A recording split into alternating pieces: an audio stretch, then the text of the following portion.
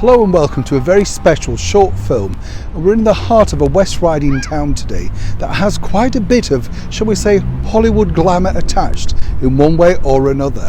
What's interesting though is that all around towns across the United Kingdom many years ago, this space here behind me would have been a hive of activity.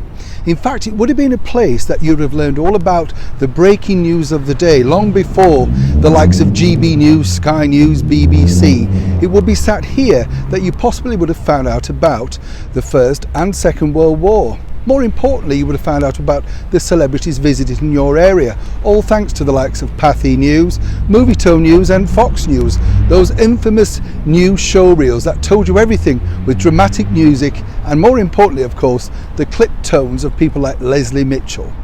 But today we're in, as I say, a very special place for a cinema that's no longer here. But we'll remind you of exactly what it was like, and more importantly, the glitz and the glamour that actually occurred on this now beautiful beauty spot in the heart of the West Riding.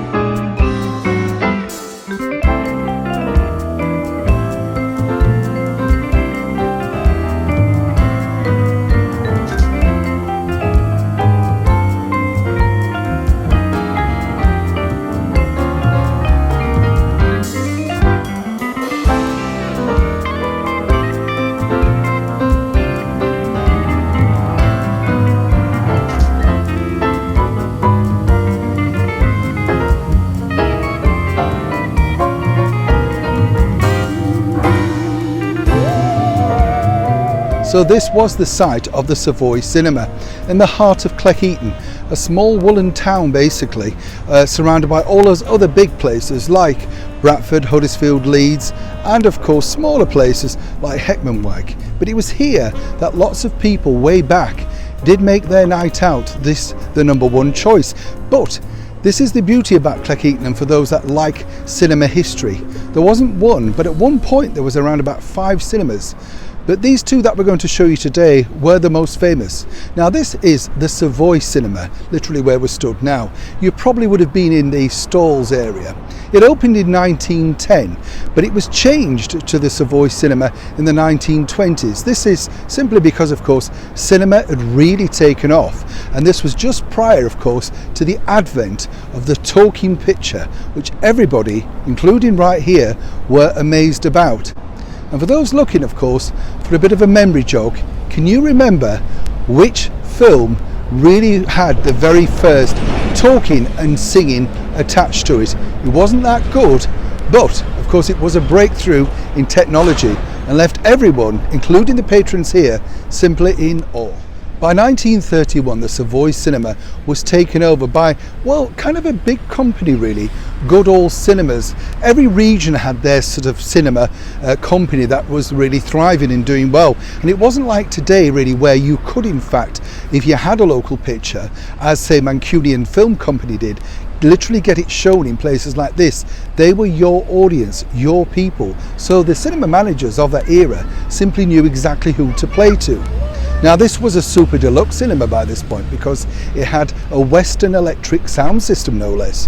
And of course people were in awe simply because, remember, they've really only got gramophones at home, a little bit of radio and nothing else. So to have such luxury of this amazing sound in an opulent venue, it really was a night out to remember. Now the other luxury of the Savoy cinema was, if you could afford it at least, it also had a cafe attached. And we're not talking like a cafe today. These were waitress services, people in black and white uniforms who took their orders. And if you were very rich, of course, and were paying the top prices for your seats, they would even deliver the tea to your cinema seat. So you see, things go a full circle, because if you see the modern cinemas today, they boast the fact that, of course, they deliver food to your seat while you're watching the latest big screen adventure, but it's simply all been done before. By 1954, as all cinemas were struggling, as indeed here was the Savoy, they decided to do something new, and they sold out to a company called Star Cinemas. Now, Star were a very big breaking company again, you know, simply operated not really across the UK, but more in the northern area. And they had other cinemas in places like Hornsey, which of course is on the seaside coast. And really a brand, even then, they talk about branding today, but if you knew the type of cinema you were going to, whether it was a Gaumont or, you know, a Star Cinema, you kind of knew what to expect inside, the level of sort of courtesy that you could receive. But like all good cinemas, even really during the advent of things like CinemaScope, VistaVision, you name it, everybody was struggling to get people to come in. Now there were other problems if you were a cinema manager, simply because there was another big threat, and that was television. So it didn't really matter whether you had CinemaScope, VistaVision, you name it. You had something in the corner of your living room which basically cost nothing. You didn't need to queue up outside, come to the Saturday morning pictures, and more importantly, of course, you could stay at home in your home sort of surroundings. It could be a lot more comfortable for you. By this point, of course, a lot of cinemas were starting to look slightly dilapidated, and the Savoy here in Cleckheaton was no different, but they had another plan to woo customers back. By 1955, the Savoy cinema had already adapted to CinemaScope. This wasn't cheap either, you know, because they really had to do a lot to sort of move the cinema around. And this is a fad, it doesn't really take off. There's kind of some big classics, of course, almost that are unwatchable now, thanks to them being filmed in CinemaScope.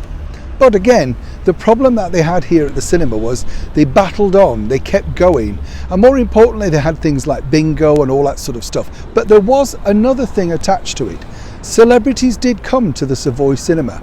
None other than the great names of the era, like of course Gracie Fields. Now you may think, why would Gracie Fields come to a small cinema like this? Well, it's quite simple really. They had to sell a film.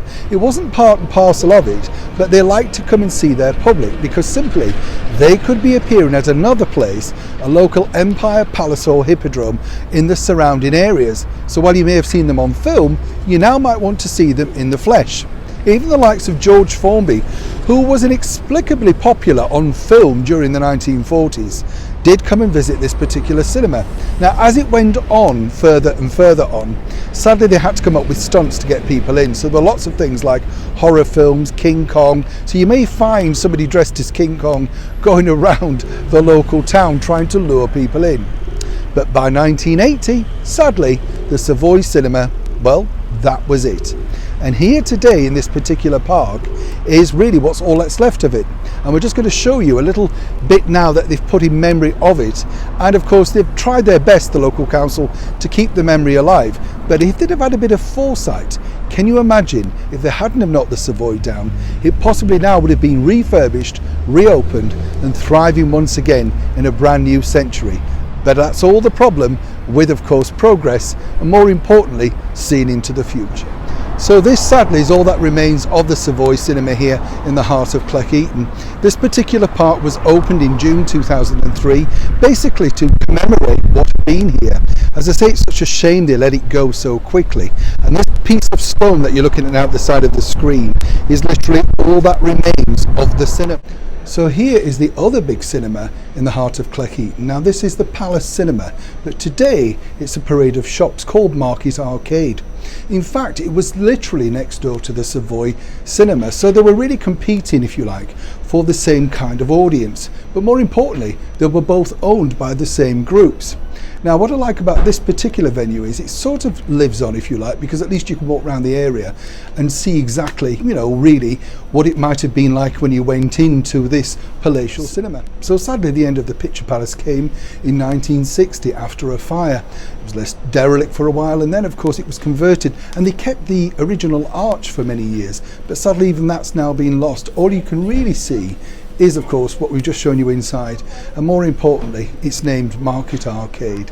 But right here in this place is where you would have again seen things like Pathy News, all the big stars of the day, and more importantly had a glittering night out in the very heart of the West Riding town of Cleckheaton. It's certainly worth a visit if you've got an opportunity. Like a lot of these towns, there's many rich histories around, and there's a fantastic sort of bookshop that sells all of these things like, you know, history books all about trolleybuses, local artifacts, big places that really were the beating place of many of these riding towns back in the day. It's hard to imagine, but if you look above the shops, look at the architecture. There certainly was a lot of wealth in this particular area, and that's probably why there were so many places of entertainment. I hope you've enjoyed our short tour looking around Cleckheaton and of course its entertainment memories. Until next time, I'm Neil Sean. Thank you for watching.